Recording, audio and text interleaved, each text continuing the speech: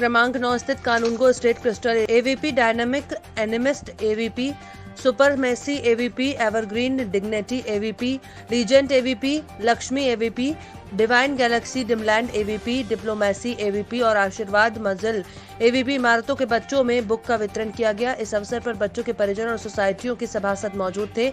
हमारे सहयोगियों के द्वारा वहां भीड़ न हो इसका खास ध्यान दिया जा रहा है। भीड़ न हो इसी कारण हम हर सोसाइटियों में जाकर बुक का वितरण कर रहे हैं।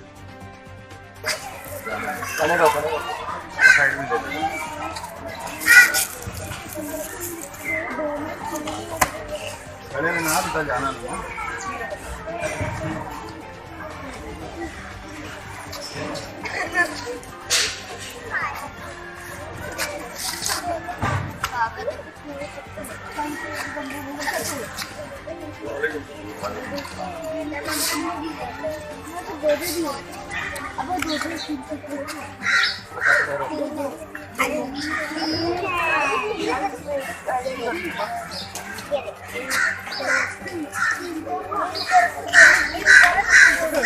सामने आ जाओ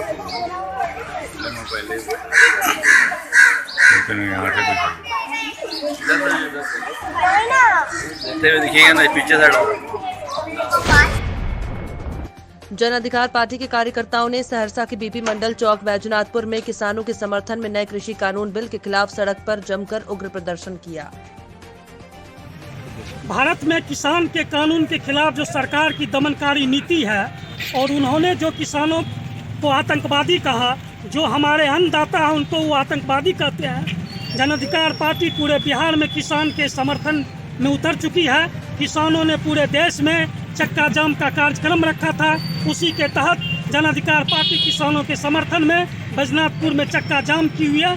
जब तक सरकार यह कानून वापस नहीं लेगी, जन अधिकार पार्टी सभी किसानों के साथ अंतिम दम तक लड़ाई लड़ेगी। ये बहुत ही दुखद बात है, जो किसान हमारे पेट को भरते हैं उस पर सरकार लाठीचार्ज करती है, और जो चोर बेईमान पूंजीपति वर्ग है उसको सरकार अपने बगल में बैठाती है। अब की बार सहरसा में मुख्यमंत्री ग्राम परिवहन योजना के तहत वाहन शिविर का आयोजन किया गया। आपको बता दें कि वाहन शिविर मेला का आयोजन शहर के स्टेडियम मैदान प्रांगण में किया गया, जिसका उद्घाटन जिलाधिकारी कौशल कुमार, अनुमंडल पदाधिकारी शंभुनाथ झा सहित अन्य ने विधिवत रूप से दीप प्रज्वलित कर किया। इस वाहन शिविर में लोग अपने अपने मनपसंद से गाड़ी खरीदे। आज मुख्यमंत्री ग्राम परिवहन योजना के तहत आज वाहन शिविर लगाया गया स्टेडियम में।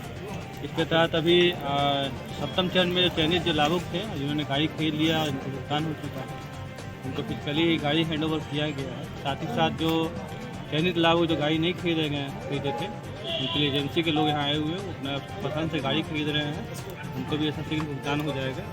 तो टोटल हम लोग का लक्ष्य 1057 है प्रति 50 के लक्ष्य के हिसाब से। तो आज के डेट में 746 लोगों ने गाड़ी खरीदा और भुगतान भी उनका हो चुका है। और शेष लाभुक जो आज 30-40 खरीदेंगे गाड़ी, उनका भी भुगतान 1 सप्ताह करने तक दिया जाएगा। और जैसे शक्ति बचेगी उसको हम लोग फिर से नए सिरे से हम लोग आवेदन प्राप्त करके चयन करके गाड़ी से लाभुकों को। खबर फतेहपुर जिले से आ रही है, जहां बकेवर थाना में क्षेत्राधिकारी बिंदकी ने थाना परिसर का वार्षिक निरीक्षण किया। वहीं थाना परिसर में साफ सफाई से लेकर मैस में खाने पीने का और थाने में मालखाना में सभी चीजों का रखरखाव का निरीक्षण करते हुए सभी पुलिसकर्मियों को अपनी जिम्मेदारी से ड्यूटी निभाई जाने की बात कही। वहीं इस मौके पर थाना प्रभारी जयचंद्र भारती, वरिष्ठ उप निरीक्षक कैलाश नाथ, उप निरीक्षक कमला शंकर यादव, उप निरीक्षक आदित्य नारायण सिंह, देवमई चौकी प्रभारी मलखान सिंह, कांस्टेबल राजेश चौधरी, अमित यादव, राजेश कुमार, महिला कांस्टेबल उजाला, दीक्षा पूनम आदि समस्त पुलिस बल मौके पर मौजूद रहा। यूपी के असोधर थाना क्षेत्र में शनिवार दिनांक 6 फरवरी की दोपहर को एक लड़की की सिर कटी लाश मिलने से क्षेत्र में सनसनी फैल गई। ये मामला असोधर थाने का है। जानकारी के अनुसार शनिवार लगभग 12 बजे के आसपास यमुना तटवर्ती के गांव सरवल में एक सरसों के खेत में एक युवती का शव सिर कटी हालत में स्थानीय लोगों ने देखा और तुरंत इसकी सूचना संबंधित असोधर थाने में दी, जिससे आनन फानन में संबंधित थाने की पुलिस पहुंचकर मामले की जांच पड़ताल में जुट गई। शव को देखकर ये अनुमान लगाया जा रहा है कि लड़की की उम्र लगभग 16 या 17 साल के बीच होगी। मृतक लड़की ने नीले रंग की जीन्स और पैंट और पीले रंग का टॉप और कत्थई रंग का स्वेटर पहन रखा है और पैरों में बादामी रंग की जूतियां पहन रखी हैं।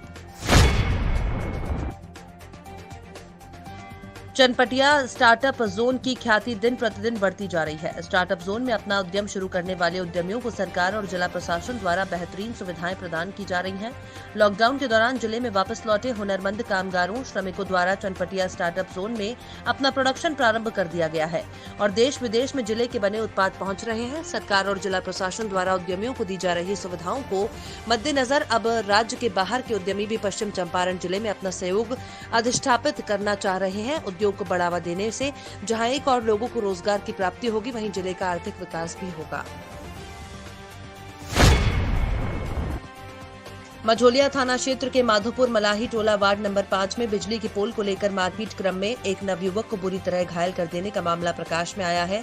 इस बाबत घायल चंदन कुमार ने मझोलिया थाने में आवेदन प्रतिवेदित किया है। आवेदन में उसने बताया है कि दुबोलिया के ठेकेदार रसीद बिजली का पोल लादकर अपने ट्रैक्टर से जा रहा था, तभी गांव के ही कुछ असामाजिक तत्वों द्वारा उसे घेर कर मारपीट करने की घटना घटित हो गई। इसी क्रम में ठेकेदार का ड्राइवर फेवर ब्लॉक प्लांट के पास पहुंचकर घटना की जानकारी दी। घटना सुनकर चाचा कामेश्वर चौधरी वहां पर बीच बचाव करने गए तो उनके साथ भी असामाजिक तत्वों द्वारा मारपीट शुरू कर दी गई।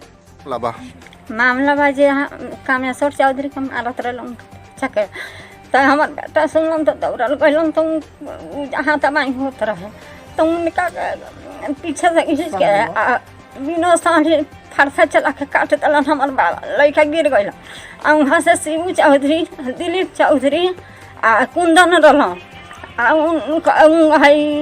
सुनील रहलन, राजू रहलन। इस सबको घेर के गमछा से घेर तक बात।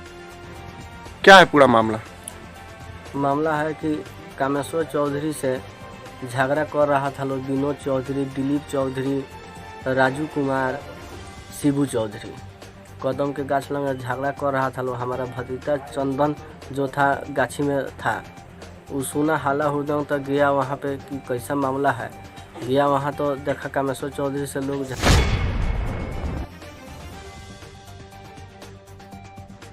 रामनगर लोरिया मुख्य मार्ग में सबैया देवराज में कृषि बिल वापस लेने को लेकर मुख्य सड़क को जाम किया गया। आवागमन घंटों तक बाधित रहा। राष्ट्रव्यापी चक्का जाम के तहत कृषि बिल के विरोध में जाम कर रहे लोगों ने सरकार के खिलाफ जमकर नारेबाजी की और सरकार द्वारा लाए गए 3 कृषि बिल को वापस लेने की मांग की। नेताओं ने कहा कि दिल्ली में किसान आंदोलन पर है, लेकिन केंद्र सरकार कृषि बिल वापस लेने के बदले किसानों पर दमन कर रही है और इसी को लेकर आज देश भर में चक्का जाम का कार्यक्रम किया गया। आलम बबलू कंदवलिया देवराज NRC चौक सबैया पे किसान आंदोलन के लिए जो मोदी ने 3 बिल थोपे हैं, जब हम लेना ही नहीं चाह रहे हैं तो हमारे पे जबरदस्ती बिल क्यों थोपा जा रहा है। हम लोग का यही है, आज हिंदुस्तान बंद का ऐलान है। हम लोग यही चाहते हैं कि जो 3 बिल थोपा गया है उसको वापस ले, जब किसान लेना ही नहीं चाह रहे हैं। दिनांक 6 फरवरी लगभग 2 बजे भारतीय किसान यूनियन लोक शक्ति की बैठक जिलाध्यक्ष प्रेम सिंह पटेल की अध्यक्षता में संपन्न हुई, जिसमें महिला मोर्चा की जिलाध्यक्ष प्रीति सिंह, भाकियू के जिलाध्यक्ष ने कहा कि भारतीय किसान यूनियन के राष्ट्रीय नेता माननीय रोके टिकैत जी का समर्थन करते हुए कहा कि तीनों किसान बिल को जो राकेश टिकैत जी कहेंगे वही होगा।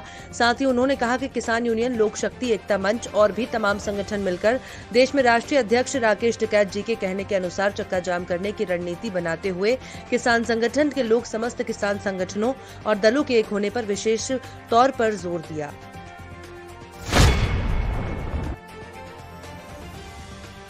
प्राथमिक विद्यालय रसूलपुर ब्लॉक बिसंडा जनपद बांदा में पुरातन छात्र सम्मान समारोह किया गया, जिसमें मुख्य अतिथि के रूप में रामचरण प्रजापति दुग्ध विकास अधिकारी रहे। कार्यक्रम में पुरातन छात्र हबीब अलीउल्लाह, अब्दुल हासिम, मोहम्मद नाई को सम्मानित किया गया। मुख्य अतिथि जी ने कहा कि ग्रामीण क्षेत्रों में भी लोगों ने पुरातन विकास हो रहा है। कार्यक्रम में प्रधान अध्यापक राजकुमार, सहायक अध्यापक मुकेश चंद्र, प्रधान मोहम्मद यूनुस सहित सैकड़ों ग्रामीण उपस्थित रहे।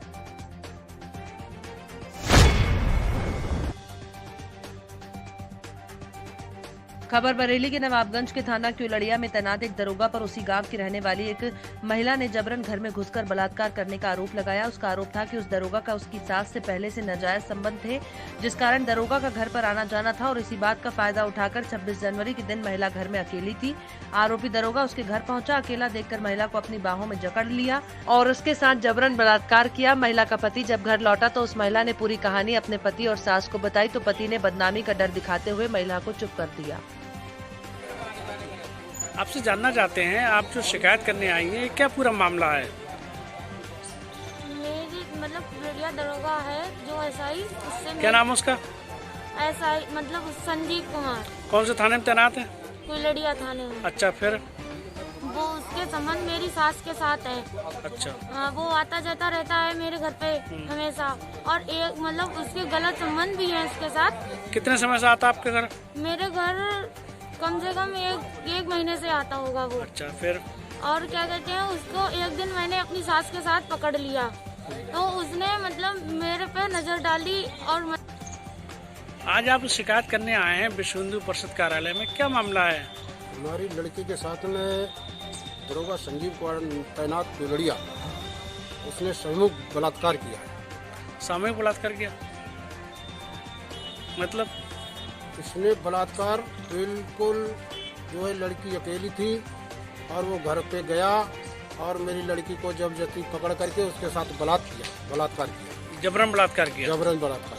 कब की घटना है ये 26 तारीख। 26 पिछले महीने जनवरी के? जी। अच्छा, फिर आप तहरीर दी, आपने कोई शिकायत की थाने में? थाने में गया तो थाने वाले बोले कि ऐसा है, हमारा मामला है नहीं। कौन से थाने में? अपने थाने में गया था बीसलपुर। उन्होंने बोला आप बरेली जाओ, बरेली जिला की बात है और आप इसकी सीओ जांच करेगा, आप एसएसपी के पास जाओ। अच्छा। तो मैं कर थाना केवड़िया में एक महिला के द्वारा अपनी सास, अपने पति और एक सब इंस्पेक्टर के ऊपर आरोप लगाए गए हैं। पूरे आरोपों की जांच की गई है, सारे तकनीकी साक्ष्यों और कॉल डिटेल्स का अवलोकन किया गया और जो महिला की जो बातें हैं वो एकदम निराधार और गलत पाई गई हैं और महिला के ऊपर कार्रवाई करने के लिए आदेश दे दिए गए हैं। महिला के ऊपर कार्रवाई की जा रही है।